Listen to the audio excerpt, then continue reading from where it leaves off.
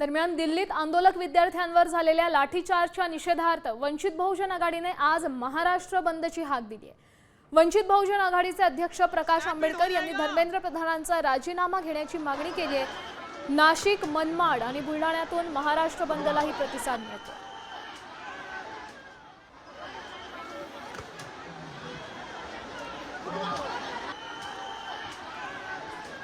आम्ही हा बंद जो आहे तो लोकांच्या सतसत विवेक बुद्धीला अनुसरून आम्ही असणारा दिला होता की ज्या पद्धतीने इथे असणाऱ्या विद्यार्थ्यांवरती अत्याचार होतोय, लाठीचार्ज होतोय, पेपर फुटण्याच्या वरती कारवाई होत नाही आहे, हा जो नाकारतेपणा जो आहे त्या नाकारतेपणा पुन्हा लोकांसमोर आला पाहिजे आणि शासनाने ॲक्शन घेतली पाहिजे। त्यासाठी हा महाराष्ट्राचा बंद आम्ही कॉल दिलेला आहे।